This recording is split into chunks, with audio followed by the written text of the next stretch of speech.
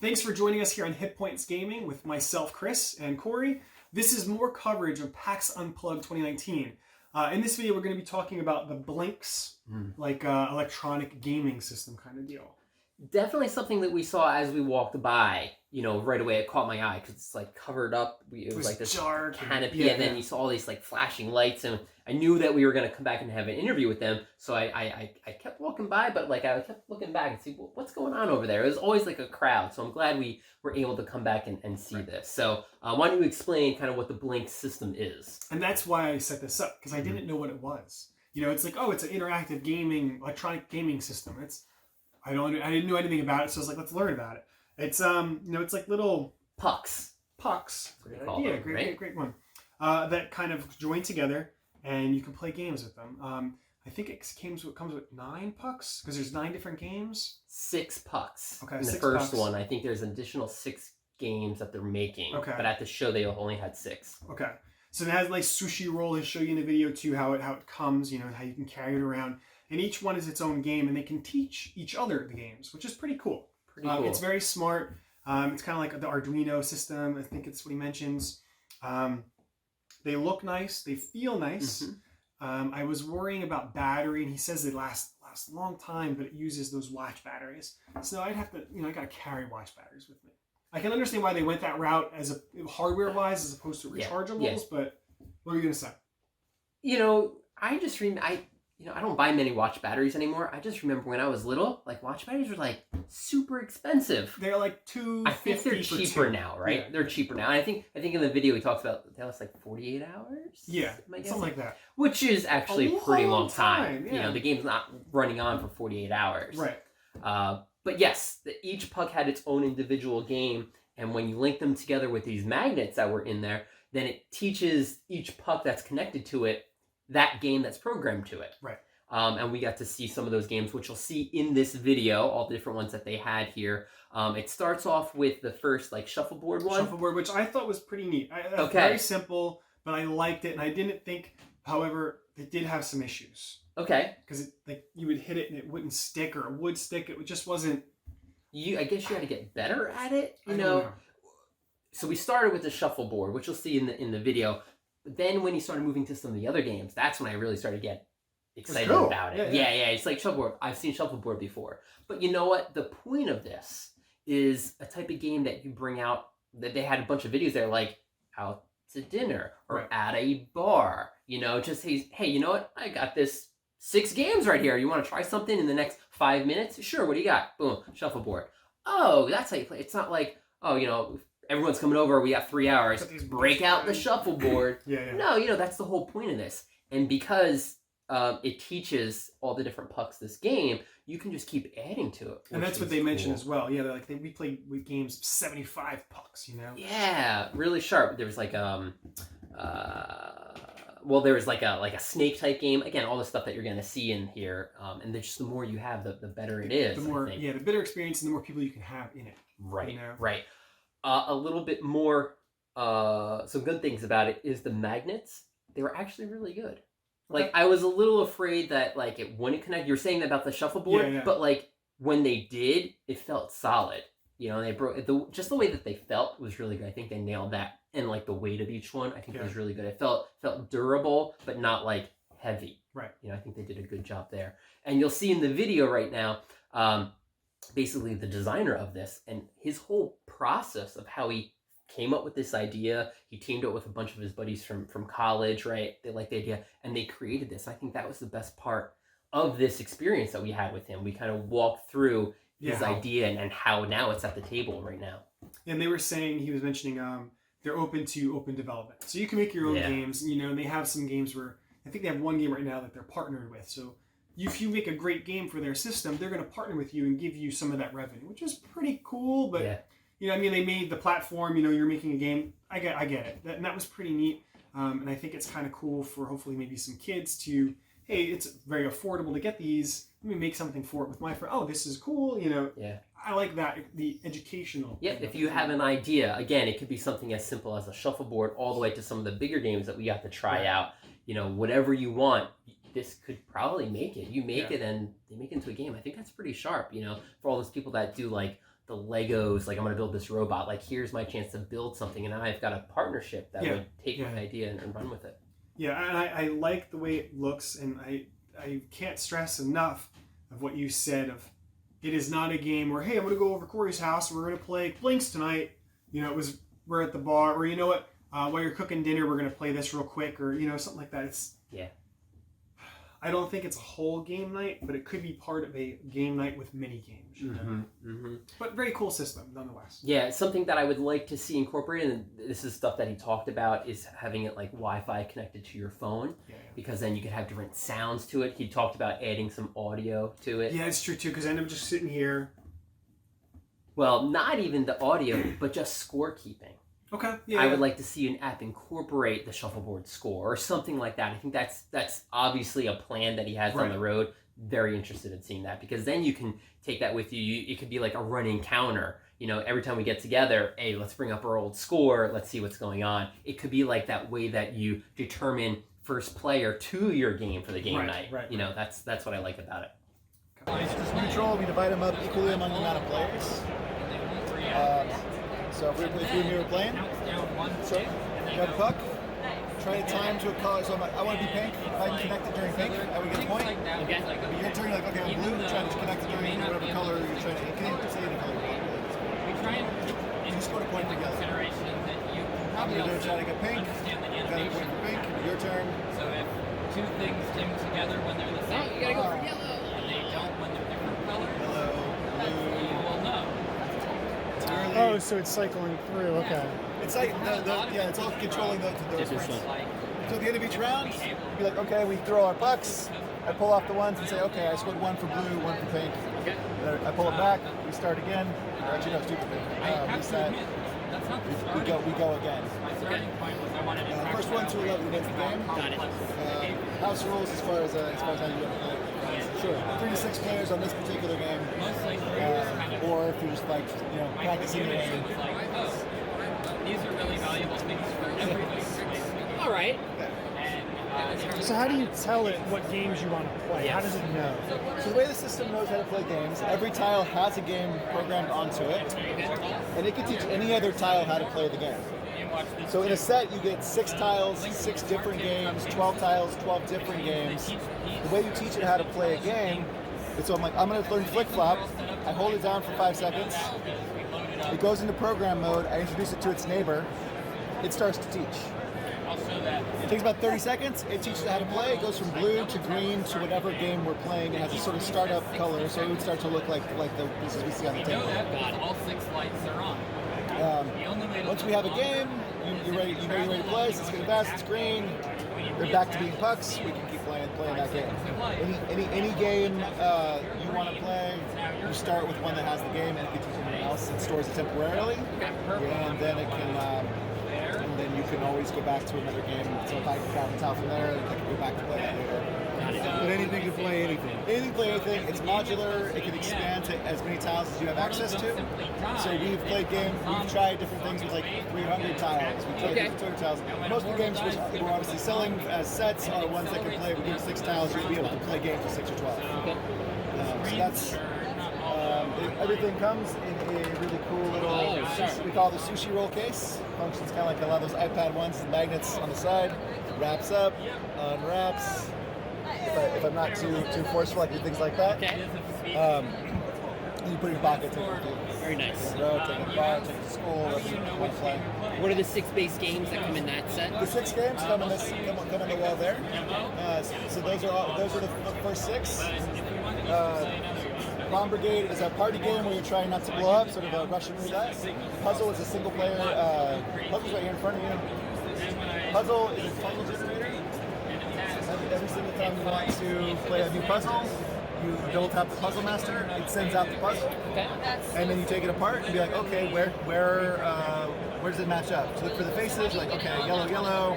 It starts to flash together, sort of sync, telling you that, hey, we have a correct match. So I can see yellows here, so I'm like, okay, those might match. There's yellow over here. Yellow and pink go together. Pink.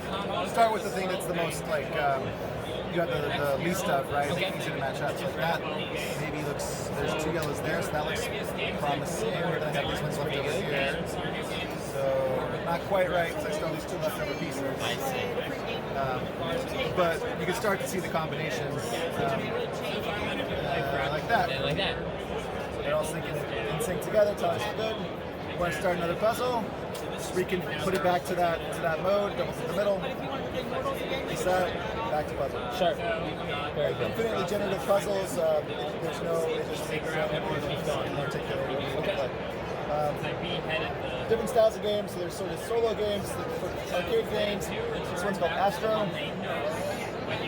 The goal of this game is to play as a ship collecting ore from asteroids. So each of us starts with a ship. Hold it down, I get assigned a mission. So my first mission is green. I collect, anytime I see green, I bump them together. Okay. Harvest the ore from the mines, or from the asteroids. When I get the last, fill up my first 6, it tells me, hey, I'm ready to go on the next mission. Double click, start again, 4, 5, 4, 3, 2, 1. We play this in real time, we're all playing together. Oh, I It see. would look awesome on film if you guys want to jump in and actually play around. Yeah, definitely. Yeah, absolutely. Get in there.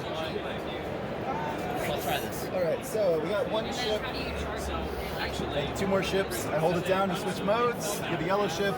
On the yellow ship, you have a, I mean, it doesn't matter, because they can generate the same colors, but I like having different ones to start.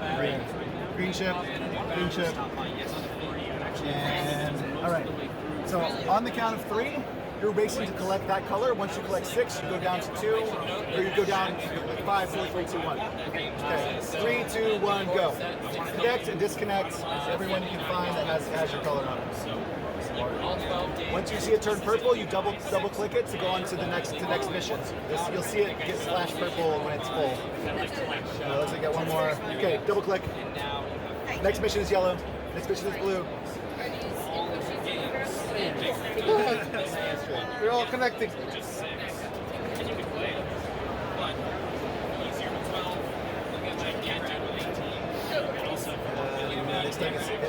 Keep going. Purple, your new mission. Double click. Now you only have to get 3 of those yellows. Double click. 3 blues. And then once you get that, next mission, double click. 2 greens. Next mission, double click. So on and so forth until you have your final tile. Double click. You have one yet. One more. Blue. Boom. He just beat you to the bunch though. Snuck in behind. So we played this with 15 players at one point. It was chaos. More tiles than this, but Yeah, you would have to, chaos. right? But it doesn't stop you from buying like a 12, like 2, 3, 12 No, packs it's a and then be completely able to modular play. system, so you can play with as many tiles you have. Some games are very open that you could play with as many tiles as you can possibly get your hands on. Some games are designed for the specific amounts of tiles, like a puzzle game. Oh, so each game is like, how It's much a would little this different. game be able to go to? This one quite a bit. Like I said, we played with 15 people, so we had about 40 tiles. We said everyone had their ships. This one was designed for 6 tiles, so it has the sort of logic to kind of always be able to make a puzzle. That one's infinitely expandable for the amount of players you want, although there are only 3 colors rotating, so it's kind of a 3 to 6 on that. What's the one with the lines? This is Speed Racer. Either come around or I can bring it over. Go over, we'll go over. You got it right here.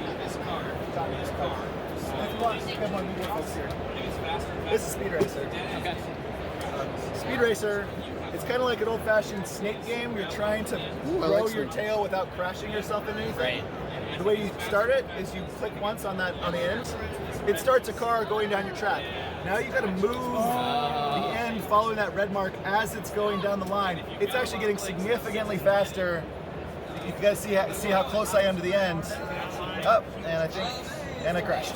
Gotcha. Okay. So you should try that one. So you have to match the red color, and so, or it doesn't matter, you just put it at the You red have to spot. you match the red at the end. When you double click, it generates the new path. Just then click start once. taking it off, Just click right? once. No, click once to start, and then yeah, there you go. Oh, too fast. It was when it passes into the next. I crashed already. Crashed already. So that's sort of the trade-off. Yeah, you get a bunch of them at once. You connect it wrong. Nice. You gotta go a We'll lot faster than that, There you go. It's gonna go blazingly fast. I think the longest any of us have gone for. There isn't a win state. You just keep going until you crash. So we've gotten maybe win for like 2 or 3 minutes. But in general, yeah, it's really tricky to keep up with that. There is the possibility you'll put you in a circle. You can also move segments at a time. I see. As long as they connect. Gotcha. So Cool. You're off to go on that one. I like that. That's nice. We have another media crew folks. He's our founder. You should talk to John. Excellent. I showed them all these. This is John, Corey, Chris, how are you? Chris, nice to Nice to meet you. It's really sharp. Really nice to meet you. Thank you so much. You guys are rocking it. I saw some competitive games. That's right, yeah. So shuffleboard, puzzle, asteroid, like snake, racetrack. Oh yeah, So you got it. It's really cool. To win, I guess, is whack-a-mole. Is that what that is? You got it. Exactly. Sweet. Let's see. Mortals is one of my favorites. It's a high-speed battle game. So each piece only has 60 seconds to live. The only way to live longer is you have to steal life from other mortals on the table. However, when a mortal dies, it doesn't go quietly into the night. It becomes a zombie, and it starts to accelerate the death of all those around it. Gotcha. So when you start out the game, you're trying to gather as much life and resources as you can. Once the zombie's out, it's like run from Stay that away from him. zombie, Okay. and it just, yeah. Devours the life away. Yeah. Okay. Cool. Mortals is free. You guys want to play Mortals? All right.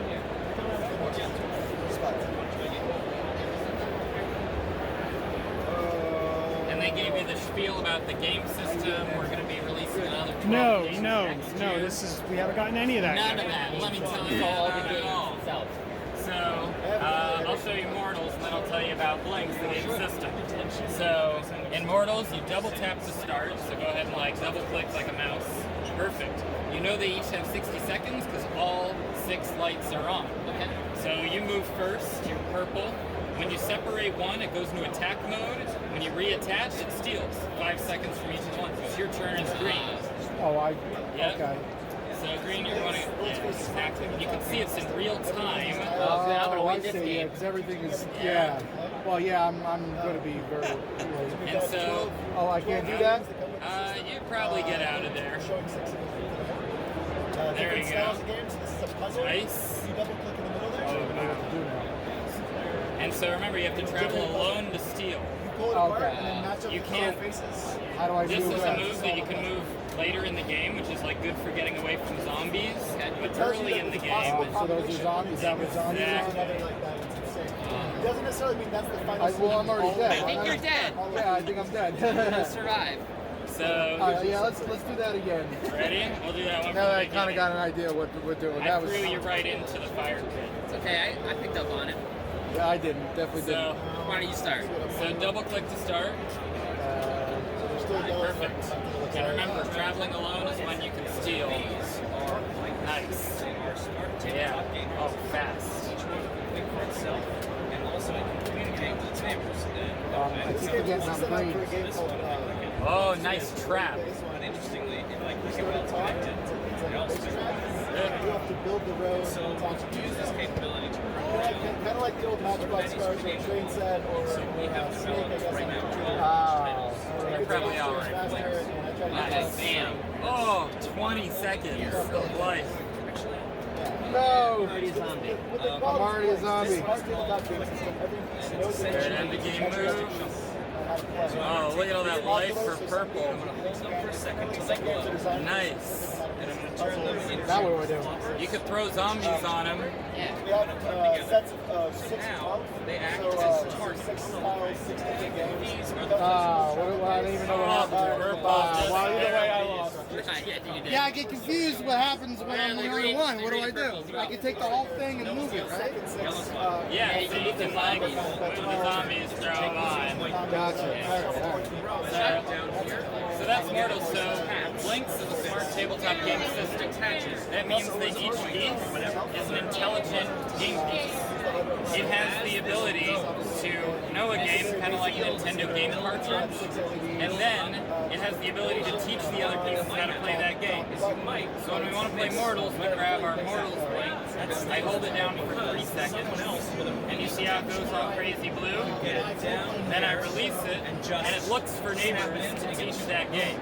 So check this out down here. I introduce it. Oh, wait, 3 seconds. I introduce it, and it finds each of the neighbors. It's now teaching them how to play that game. So next year, when we release our next 6 games, you can teach those 6 games to all of your previous players. Got it. Similarly, you can play these games at bigger scale. Maybe you don't want to play Mortals 3-on-3. Maybe you want to play 10-on-10. Okay. It kind of gets crazy. Yeah, absolutely. So the goal here is to be able to build a game system that's got like Nintendo-like capabilities, but the hands-on, face-to-face interaction that I love so much of tabletop games. Right, I like it. I like some of these things too, like the setting, like out to dinner with a few drinks. It's perfect for that. Bomb Brigade, I would be lying if I didn't say it was a drinking game. Okay, yes. Flip Flop plays really well at a bar because they're sliding like shuffleboard. And then some of the games are more like stay at home, like Puzzle 101 is a solitaire game. Speed Racer, I feel like really young kids really like it, but adults are like, oh, this is cool. Very cool. That's gonna be a hard connection. I like this. What are some of the other 6 games that you're thinking of releasing? We don't know yet. So, here's the coolest thing about it. Of our first 12 games, 4 of the games we didn't make. Okay. They were made at game jams that we hosted, and it's an open source platform. So people are making games. We've shipped already 150 developer kits. 2 weeks ago, we sent a developer kit to Richard Garfield, and he's like, sick, I can't wait to play with this. Got it. Cool. So, like, you know, we want some really great game designers making games, and we want some totally new game designers, like Bomb Brigade, the drinking game. The 3 people who made that game, they've never made a game before. And it was like, that's cool. Yeah. And so now we're licensing their game for Blinks. I can tell you that some interesting ideas that have been pitched involve things like Dungeon Crawler, where you're building the map as you go. A lot of people come up with ideas around like Simon or pattern-based. The ones I'm most excited about are ones with hidden information in the system, because the Blinks don't have to show what they know, right? So you can have kind of like a minefield where you're like, oh, I placed a mine here, you don't know. So those are some of the things around it. The goal with our first 12 games was to get different play types. So Fracture's kind of a slower game, good for like a dinner party, or like Mortals is fast-paced. Bomb Brigade, you want to break out a bar.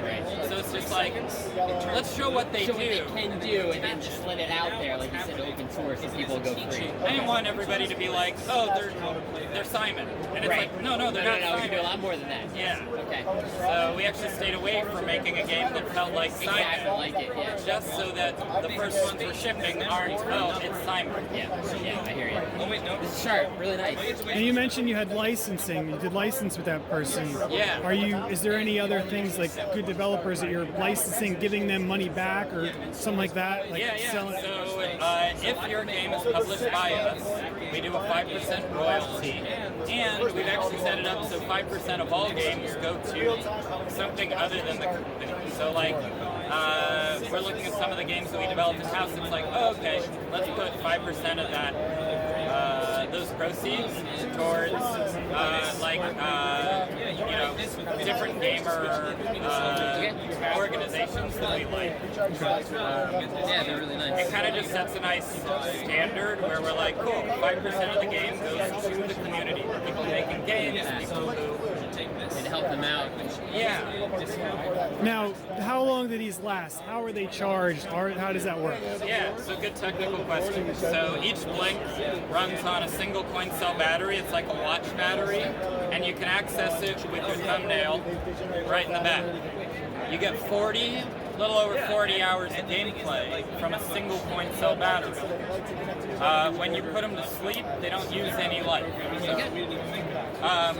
When you're done, you can just put in a new battery.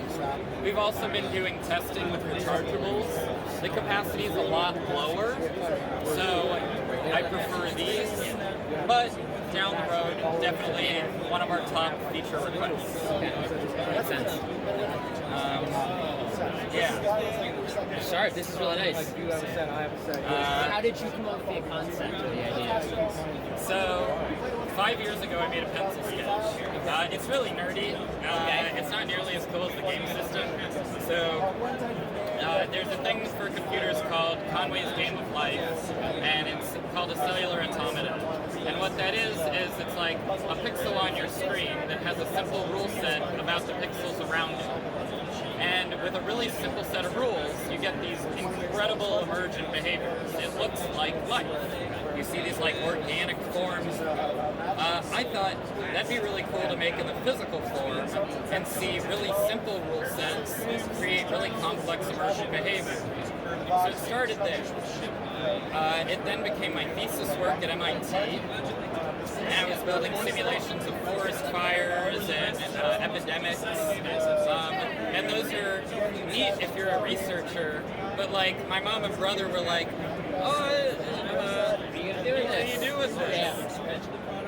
One of the researchers in my group is a game designer, M. Laserwalker, and they were like, hey, can we make some games for your tiles, your smart tiles? And I was like, yeah, that seems cool.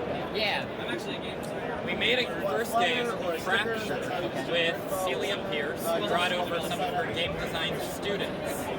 And everybody was like, hey John, bring your thesis project over for dinner. And I was like, does this happen to other people with their thesis projects? And so that was kind of the spawn of it. Days after I graduated, somebody I had met during the program said, if you're thinking about starting a business, I'll quit my job and start doing it with you. We started a company 2 months after finishing up at MIT, and then here we are. That's congratulations. That's really nice. Thanks. So, yeah. Sharp idea. It's cool, you know, from how it started, your idea like that, and just formed, and you meet people along the way to team up with. It's been amazing. Everybody adds something new, and like the coolest thing about it is like Dan was an intern last summer. We had 5 game design interns, and I noticed that whenever the interns were meeting, Dan was like, "Hey, everybody, huddle up! I'm gonna like, you know," and I was like, "Oh, he's gonna take a charge." And at the end of the summer, he's like, "Hey, John, do you mind if I stick around to finish up the games with you?" And I was like, "I don't mind that at all. I love that." And he stuck around, and then recently has been on board, and 9 of the 12 launch title games are like lead development for Dan. So he's our lead game designer. Marty came on as lead communications. It's just like so neat to see, like, it's like, oh wow, it's like a superpower when you kind of like you team up with somebody else and you're like, well, that was more efficient. Oh, that was easier. It's like this came together because other people. That's really great. It's a really good story. Awesome, man. I appreciate it. Thank you so much. It's really nice. Thanks so much for your It's time. really cool. You guys have any questions? No, I was really more into the technical aspect of, you know, I'm happy to share. no, just like the battery, how does that work? Do you have a technical crowd that watches that like would like to know about the chip inside and how they're programmed? I don't know how we would find out, right? I do like Android development, but I'm like Android OS, not Android. Yeah. You know, So if you've ever heard of Arduino, yes, so every one of these is essentially an Arduino. Except we made it a little simpler. With Arduino, you have to worry about like pins in and out, colors. When you want this to glow red, you type set color parentheses red. There's about 6 kilobytes of space for people to make their own game, which sounds not like a lot, but because we are not rendering graphics, it's really a ton. So like Puzzle 101 has an engine in it that is generating an infinite amount of puzzles until the end of time. So it's just like, so you can do some really complex things with some really simple. And then I guess I can show you underneath every single shipping plate, under the battery, it is tap tap. So So under the battery, there's a little sticker, and the sticker covers the programming port. And the reason we did that is when you took the cover off, you now just lost which game you used. So this matches with that. But if you scrape that sticker off, you can use the developer kit to program it with any game you want. And because you scraped the sticker off, you also know, oh, I probably changed that game. So all of our games are open source, so you can put our games back on. We don't make that a requisite for our game designers, because some games might just be better if people can't know what the code is. So like, but we encourage open source development. All of these are built on tools that I learned because they were open source. Are you somewhat dependent upon open source? Or are you guys, I mean, I know you have more games coming out, but it's always so much easier to have someone making a game for free. Oh, yeah. So, I mean, most people are just happy to make a game for the system for the cloud. They're like, oh, I don't actually want to get paid. But, I don't know, I feel like it's nice to at least have the reserve set aside, say this is something they value, and then make sure that we're acting on it. But of course I'm happy when somebody's like, that's one of the coolest things, people bought our developer kits. So like investors are like, hey, like how many developer kits do you have to give out? What does that cost you? And it's like, no, like people, we sold 150 developer kits for our Kickstarter and shipped those out last summer. Everybody paid for the hardware. We didn't make a penny on them, unfortunately, because I made them really fancy. Yeah, okay. And I wanted them to be really slick. But like, everybody was paying for their own hardware, which was really cool. I think that's one of the trickiest things with small companies, is finding that balance of like, you really want everybody to just go over the top and have this amazing experience. But then you also need to make sure that like you can eventually pay people to grow it. And so like this year has been the biggest learning lesson in that. And yeah, like a week before PAX, we sold out of our first 2,000 set. Yeah. It was good, but then it means we don't have stacks here to hand out. And then we're shipping for the holidays into the new year. We'll run a new Kickstarter in the beginning of 2020 for the next 6 games. So you're looking to are you looking to really change the physical? So we're going to stick with these physical formats for a little while, because these games can learn all the games. One of the things that is pretty commonly requested is like sound. And it's like, sound has really become an element. We could do it in a few ways. We could release one that has a speaker in it, and now they all have the ability to make sound. Or we can release one that has Bluetooth connectivity and it talks to your phone, and now I find it's useful. Things like smart scorekeepers. So we're trying to expand on the system, but the form factor was really important. So it's designed to fit like in a knuckle. It's the same size as a hive tile if you've ever played that game. The weight of them is really intentional. We were aiming for them to be about the same as the hive tile, which is like 21 grams, and it feels so good. These are a little bit lighter. However, it kind of makes for like a nice, you feel the sushi roll case that you travel with them. And this is how you just roll them up and take them with you. So yeah, you feel what that feels like. It's like, it's not too heavy, but yeah. I love the image of like somebody carrying, like, you see all the backpacks around here? It's like, I got 6 games in here. It's like, I got 12 in my hand. Yeah. Very cool. Great idea, man. Thank you so much.